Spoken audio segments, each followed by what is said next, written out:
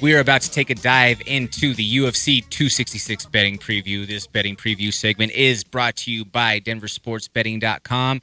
For all of your latest updates on the sports gambling world, make sure that you hit up DenverSportsBetting.com.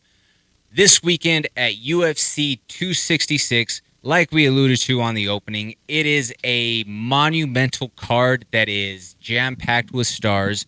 Obviously, we mentioned one of them, but starting from the top, we have a championship fight in the featherweight division. That's 145 pounds, folks. And that is between Alexander Volkanovski, and he's taking on Brian T. City Ortega. Josh, what do you think about this clash between the Tough 29 coaches? Dude, this is going to be a fun fight. We finally get to see the culmination of the Ultimate Fighter coaches meeting together, and it's going to be interesting to see if Ortega, I personally think, if Ortega can handle Volkanovski's pressure and his pace. Yeah, I think that the pace and the pressure that Volkanovski can potentially put into play is something that may have an issue with Brian Ortega. But Josh, Volkanovski has never fought a submissions master yet. In the sense that a guy like Brian Ortega, who can find a submission from literally anywhere, from standing, from the ground on the bottom, from the ground on the top, in clinch situations, he's going to be able to find and attack things.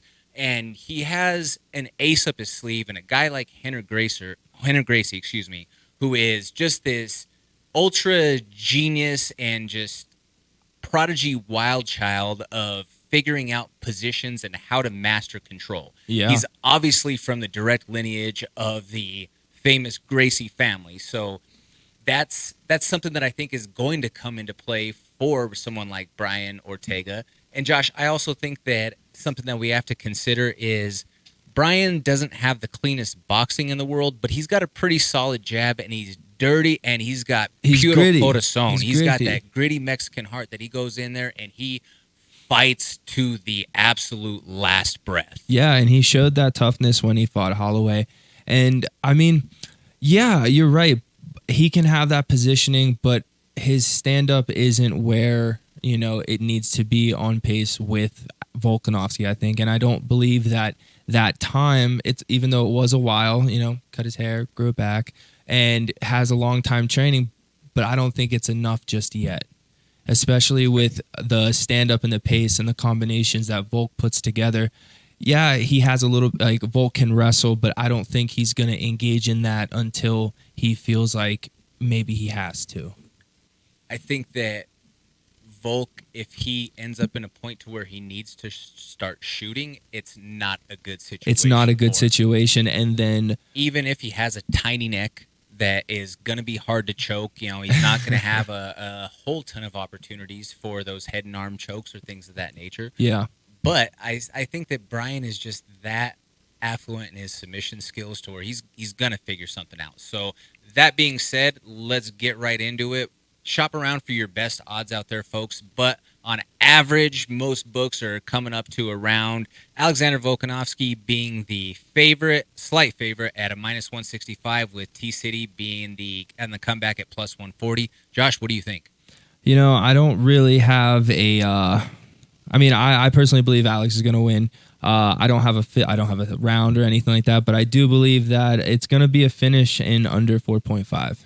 Okay, well, that's a +105. On the flip side, I'm going to go ahead and I'm going to go T-City, and I think that Brian Ortega finds a way to get a submission. If we're talking, each of these guys has 9 fights in the UFC. Alexander Volkanovski has 3 finishes as opposed to Brian Ortega having 7 finishes. Now, one of those was overturned to a no contest, but nonetheless, if we're talking what happened as far as the action in the cage, it was a first-round finish. So, that all things considered, the way that he goes out there and hunts for the kill, that leads me to side on Brian T-City Ortega. Under 4.5, though?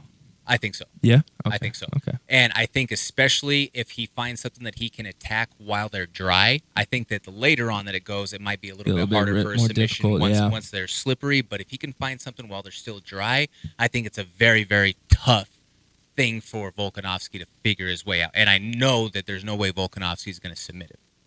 So that crazier things have happened, Jordan. well. Yeah, little thick bitch, fine little mamacita. Always coolin' by the pool, drinking margaritas. Yeah, it's pippin' over here and we ain't trippin' over pesos. I know it's good now, but luego I can never show no love to a faker.